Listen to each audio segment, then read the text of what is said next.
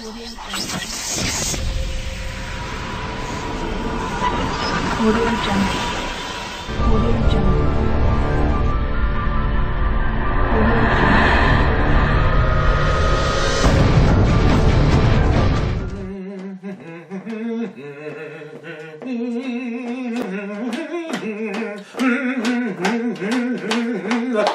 hi everybody! Wildman Wes here, and welcome to day 6 of Shocktoberfest 2024. Going off of the song that I was just humming, you probably have an idea if you're in the know. That's right, folks, we've got another Killer Tomatoes movie that we're going to review today. This episode is for the 1991 third installment, Killer Tomatoes Strike Back.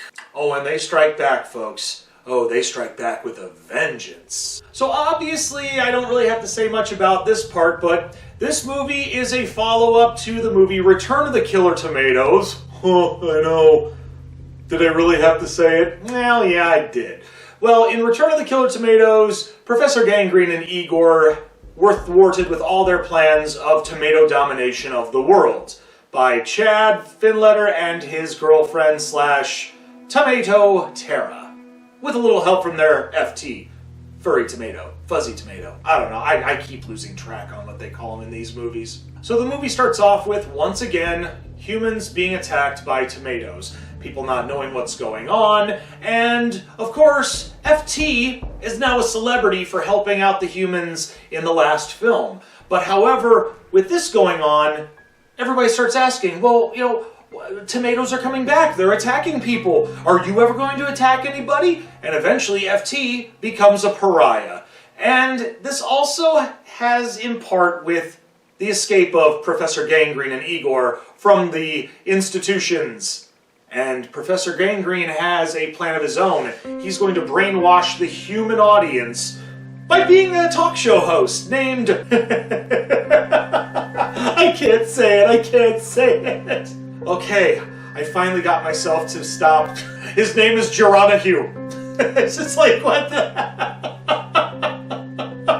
Oh my gosh, these writers are so freaking weird. But anyways, Gangrene and Igor have success in their plan where the humans are becoming brainwashed to want to kill all tomatoes, and eventually not knowing whether or not some of these humans out there are tomatoes themselves. So the plan is world domination by the humans just destroying each other, and then the tomatoes taking over. Except one detective and one tomatoologist.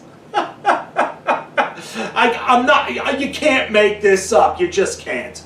These two, along with the help of FT and some help from Captain Wilbur Finletter from the first two films, thwart Gangrene and Igor. And everybody lives happily ever after.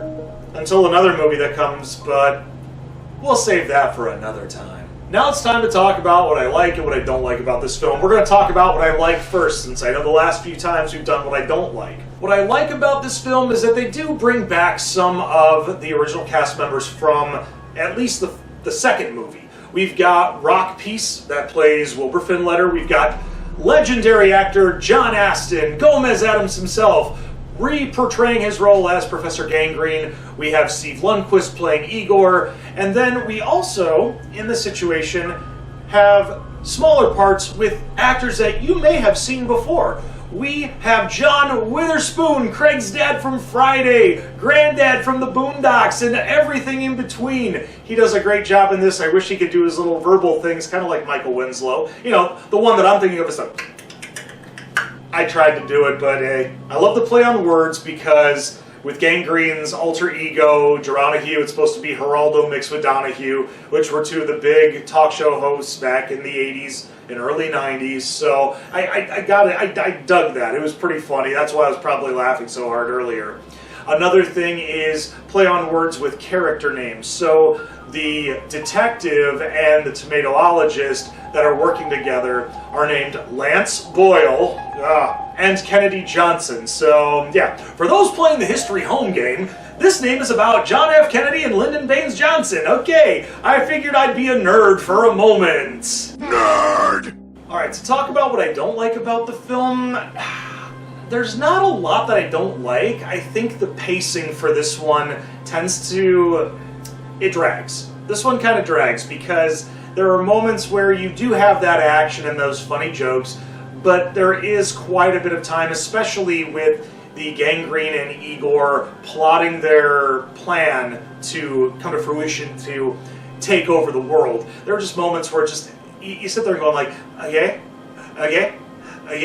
oh, we gotta wait again. Damn it. Alright, well, let's get some more popcorn. That's the worst of it. And even saying that, that's not horrible. I'm not going to be completely just overly judgmental about it. I mean, I could be, but you know what? I've seen other movies that drag on worse. So you know what?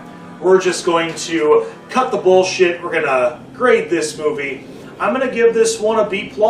It did more than what it did in the second film, going off of the first film, because pretty much the second film spends a lot of time doing the build-up from the first movie to talk about what's going on in this one. In the third movie, it's like a abridged version. It's basically just kind of, yeah, Gangrene went to prison, Wilbur Finletter got glorified, FT got glorified. Guess what? Now he's out. Well, time to get busy.